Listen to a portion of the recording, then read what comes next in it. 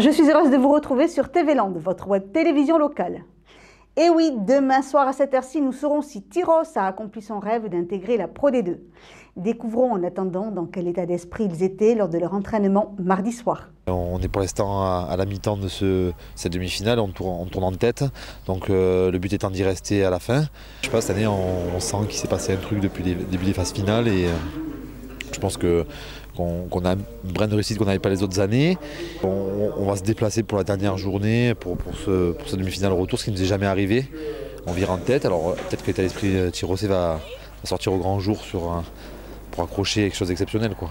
Les valeurs de Tyros, c'est de s'accrocher, de rien lâcher, de tout en jamais. Et donc dimanche, ce sera vraiment l'occasion de sortir cet état d'esprit parce que c'est ça qui va nous faire gagner au-delà du jeu. On connaît les qualités de Massy très très fortes. Là, le but, ça va être d'être vraiment des Tyrossais, quoi. On a l'habitude de ces phases finales et pour nous, voilà, c'est que du bonus. Eux, on va avoir la pression dans leur public.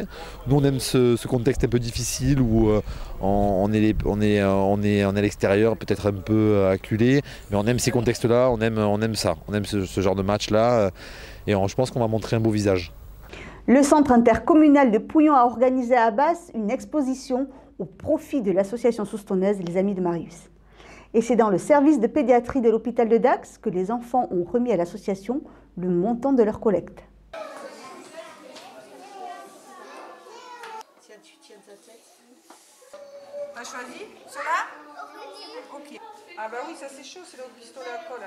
Alors bonjour, nous sommes aujourd'hui à la mairie de Habas. Donc c'est une commune qui fait partie de la communauté de communes de Pouillon. Et nous organisons une exposition qui s'appelle L'art dans tous ses états. C'est une exposition qui a été initiée il y a quelques mois et qui a pour but d'exposer des objets qui ont été fabriqués par les enfants du centre de loisirs au profit d'une association qui s'appelle Les Amis de Marius. Les gens peuvent acquérir des objets en échange d'un don. Vous pouvez toujours aller voir l'exposition de l'art dans tous ses états, exposition du centre de loisirs de la communauté de communes, exposition gratuite et il y a des objets qui sont en vente au profit d'une association pour les enfants malades. Donc les Amis de Marius, c'est une association qui est née à Souston dans le but d'aider un petit garçon, donc Marius, qui était atteint d'une maladie qui s'appelle le gliome infiltrant du tronc cérébral. Le but était de réaliser ses rêves. Aujourd'hui, ce petit garçon est parti, mais on continue à vouloir aider les enfants et les enfants atteints de la même maladie et plus localement les enfants qui sont hospitalisés au service pédiatrie de l'hôpital de Dax. Afin de pouvoir continuer à réaliser les rêves des enfants, que ce soit des enfants atteints de tumeurs au cerveau ou les enfants de l'hôpital de Dax, les Amis de Marius font appel à votre générosité. Vous pouvez donc nous envoyer vos dons ou venir assister aux différents événements que nous réalisons, nos spectacles. Notamment au mois de septembre, nous aurons un super spectacle qui s'appelle Dans ma bulle. Lors d'événements un peu plus locaux, par exemple la fête de la tulipe, nous avons des stands où nous vendons soit des objets, soit des crêpes. Donc la mixité de tous ces événements font qu'on récolte de l'argent qui est dédié directement aux enfants ou également une partie à la recherche. Ça, en fait, l'intégralité de ce que vous avez gagné, donc on va se mettre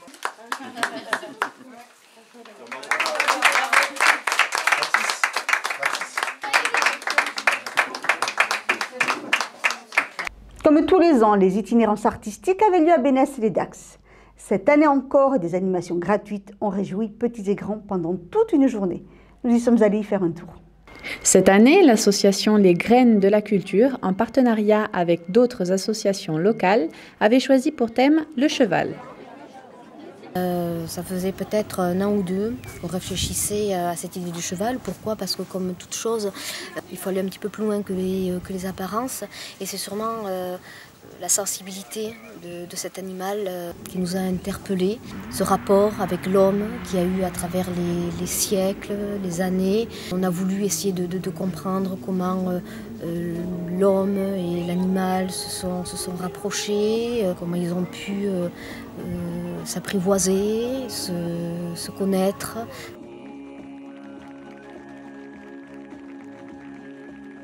Je pense que le cheval en lui-même a besoin, nécessite une connaissance.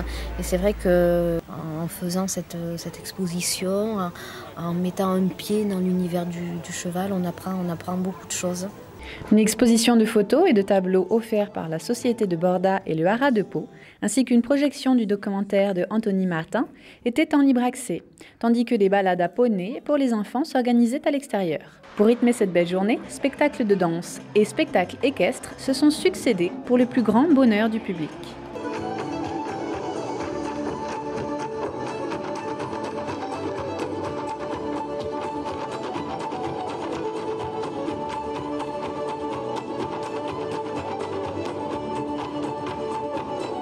Les gens voient le cheval d'une autre manière, c'est-à-dire pas que comme tondeuse dans un jardin. On voit qu'on peut faire du spectacle avec, on voit qu'il y a du travail avec le cheval, on voit qu'on peut faire de la randonnée avec le cheval, on voit qu'il y a multiples choses à faire encore avec le cheval et que le cheval, je pense, revient énormément au bout du jour parce qu'il y a un contact avec le cheval qu'on n'a pas avec l'homme tout simplement. Ferrer en public 2 chevaux pour l'occasion, c'est aussi faire connaître le métier de maréchal ferrant. C'est un métier qui est très très proche du cheval. On va dire que je m'occupe du pied du cheval, mettre des chaussures au chevaux tout simplement. Il y a la ferrure standard, comme nous une chaussure standard, et ensuite tu vas avoir des fers de sport, qui va être une chaussure de sport comme pour nous, une basket de sport, pareil, et tu vas avoir la ferrure orthopédique quand les chevaux ont des problèmes. On est avec les chevaux toutes les 6 à 8 semaines, donc les mêmes chevaux qui reviennent. Et effectivement, on va dire qu'on a quand même un contact très très proche avec le cheval et ça n'a pas besoin d'être les nôtres pour qu'on soit très très proche d'eux. C'est un métier qui a de l'avenir, c'est un métier où il y a du travail, c'est un métier qui est assez dur, c'est un métier qu'on ne fait pas très très vieux parce que qui est très très fatigant, très très usant au niveau du dos. Donc il y a du turnover et il y a du boulot pour les jeunes parce qu'il y a énormément de chevaux. À 17h, un jury récompensait enfants et adultes gagnants du concours de peinture avant de terminer la journée en musique avec un groupe gypsy nommé Tekema et leur danseuse sévillane.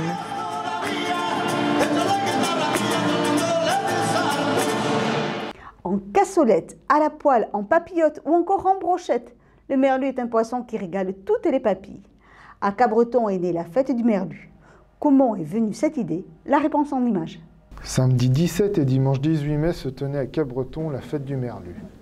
À l'origine de cette manifestation, le comité des fêtes en association avec les pêcheurs et les restaurateurs de Cabreton. Notre rôle à la commune, c'est d'animer la commune d'ailleurs, et donc par des fêtes, des spectacles, et en l'occurrence la fête du merlu. 20 €, monsieur.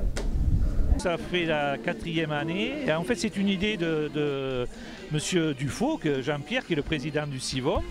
Et en collaboration avec les pêcheurs, le président des pêcheurs, Patrick Lafargue, un jour, à l'occasion d'un repas, puisque vous savez qu'on mange beaucoup dans les Landes, à l'occasion de repas, ils ont dit tiens, pourquoi ne pas fêter le merlu, qui est un poisson qui est noble quand même, mais qui ne se vendait pas trop. Et donc ils ont dit on va faire la fête du merlu, on va amener les clients à acheter ce poisson, et effectivement ça fonctionne, puisque depuis 3 ans, comme je vous dis, les gens ils mangent du merlu, et puis nous on en profite ce week-end aussi, puisque tous les restaurateurs jouent le jeu. Donc il y a une cuisine, ils cuisinent le merlu. C'est un accord avec les pêcheurs, évidemment, c'est leur idée. Donc ce qu'il fallait, c'est que les restaurateurs jouent le jeu, donc achètent le merlu ici à la pêcherie. Voilà. Et nous, le comité des fêtes, on a organisé hier soir un petit repas sous chapiteau, il y avait 120 convives, et on avait donc dans le menu, évidemment, des dos de merlu à l'espagnol. Voilà. À l'occasion de cette 4e édition sont venus s'ajouter des spectacles de rue et un marché floral et d'artisanat. Nous, cette année, c'est une première ici avec cette rencontre florale, c'est la première rencontre florale. Et on est très content parce qu'on s'attendait, on ne s'imaginait pas qu'il y avait autant de monde. Et on est très très très content de cette première rencontre. Et normalement, la fête du merlu, ce qui se passait, c'était que le dimanche, les gens, à Cabreton, il y a toujours du monde qui passe, évidemment, il y a la plage. Donc, mais il manquait quelque chose. Il manquait quelque chose pour attirer, surtout le dimanche. Et donc, avec Jean-Pierre Dufaux, on a pensé que peut-être une petite animation comme celle d'aujourd'hui, avec des floralies, ce serait peut-être quelque chose qui attirerait le public. c'est une réussite, oui, puisqu'il y a beaucoup de monde. J'ai discuté un petit peu ce matin avec les exposants, ils sont très contents. Les attentes des organisateurs en matière de fréquentation pour cette année ont été plus que satisfaisantes. Les fêtes sont souvent réussies grâce au soleil. Hein. Bon, en plus, on a une chance ici, cette place Louchacdite, où il y a beaucoup de monde. Et puis surtout, autour de nous, ce spectacle magnifique et le port de pêche, les bateaux, voilà. Maintenant, place aux préparations pour la 5e édition l'année prochaine. Gastronomie toujours. Dimanche, c'est la fête des mères. L'occasion de se réunir autour d'un bon repas au restaurant. Et pourquoi ne pas changer en faisant venir à la maison un chef à domicile pour nous concocter un menu gastronomique? C'est la solution proposée par le cuisinier Patrice Verdon. C'est de bonne heure sur le marché de Kintaou à Anglette que nous avons retrouvé Patrice Verdon, avec près de 20 ans d'expérience en cuisine et des établissements prestigieux à son actif, comme le Ritz à Londres ou le Martinez à Cannes. Le chef a décidé de se lancer dans une nouvelle aventure en devenant cuisinier à domicile. Alors cuisinier à domicile, en fait, je viens chez vous pour préparer des plats. Donc en fait, les gens m'appellent pour n'importe quel événement, un repas d'affaires, ça peut être mariage, anniversaire de mariage. Et donc je viens cuisiner chez vous, dans la cuisine, donc avec votre matériel. Et donc c'est un petit challenge pour moi. Après avoir élaboré le menu avec ses clients, le chef investit leur cuisine pour passer à la réalisation. Les hôtes peuvent ainsi découvrir les produits et les astuces du chef. Ouais, les petits pois frais, les asperges vertes, c'est sublime ça. Ouais, les sublime, blanches, les blanches aussi, oui, bien sûr. Après le poisson frais, c'est sûr, moi j'ai jamais vu. Oui, parce que même si on va dans un restaurant où on mange du crabe frais, on n'a jamais l'occasion de le voir avant de le cuisiner, voilà. Donc c'est ça. On n'est jamais sûr. Moi, quand je viens chez les clients comme vous, j'apporte tout frais, je vous montre vraiment le produit au départ. On est assuré de la qualité du produit, c'est sûr. Vous êtes assuré de la qualité du produit. Oui, puis le visu, c'est important, quoi. Désireux de proposer une cuisine de caractère, semi-gastronomique, et d'être un chef éco-responsable, ces menus sont constitués en fonction des produits de saison, issus de l'agriculture dite naturelle ou biologique, et produits dans un rayon de 30 km autour de Bayonne. Je leur propose un menu en fonction du produit de saison qu'on a du moment, en fait. Donc si par exemple on a un repas dans 3 semaines, moi j'appelle mes producteurs pour savoir quel produit on va avoir dans 3 semaines, et à partir de ces produits-là, moi j'essaie de créer des menus et des plats en fonction des produits du marché, en fait, du produit du moment. Alors je travaille avec différents producteurs de régions, donc des producteurs du sud des Landes et des producteurs du Pays Basque. Donc on a un peu des deux. Donc la viande elle est faite à Souraïd par exemple, le poisson c'est pris à Cap-Breton, donc à la Criée. Les légumes viennent de Sam, donc au Pays Basque, et pour le fromage c'est une fromagère qui est située à Cam, qui elle va chercher du fromage dans différents producteurs de la région. Là on va dresser la crème froide d'asperges, et on va finir avec les pointes d'asperges vertes, les petits pois, la menthe et le tourteau frais qu'on a été chercher ce matin. On a été agréablement surpris. C'est vrai que cette personne s'investit totalement dans notre cuisine, parce qu'il faut quand même rappeler qu'il utilise carrément votre cuisine. Il est arrivé avec des produits frais pour lesquels locaux. Je pense qu'il a prêté une très grande attention à leur choix, parce que tout était vraiment magnifique. On voit qu'il a quand même une belle expérience dans la cuisine.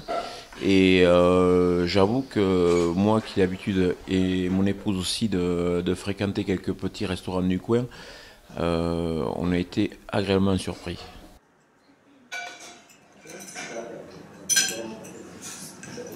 C'est délicieux. On a goûté vraiment des choses qu'on ne connaissait pas, cuisiner autrement. On a vu l'élaboration des plats de A à Z. Vraiment, c'est super bien. On est super contents. C'était délicieux, divinement délicieux. Si vous aussi, vous souhaitez vous offrir les services du chef à domicile, sachez qu'il propose 4 menus, de 30 € par personne jusqu'à 100 pendant les fêtes. De 4 à 60 convives, le chef Patrice Verdon s'adapte à toutes les cuisines. Il dispense aussi des cours à domicile et détail important, il vous laisse la cuisine propre et rangée en partant. Merci d'avoir fait la tenue service. Merci à vous. Et n'hésitez pas. Et n'oubliez pas, demain à partir de 13h30, suivez en direct sur TV Land la retransmission de la rencontre Massy UST pour la montée en Pro D2. Voilà, cette édition est maintenant terminée. Je vous donne rendez-vous mardi 27 mai pour un prochain journal de TV Land, votre web télévision locale. Je vous souhaite en attendant de passer un très bon week-end et souhaite très bonne chance à nos tirossés.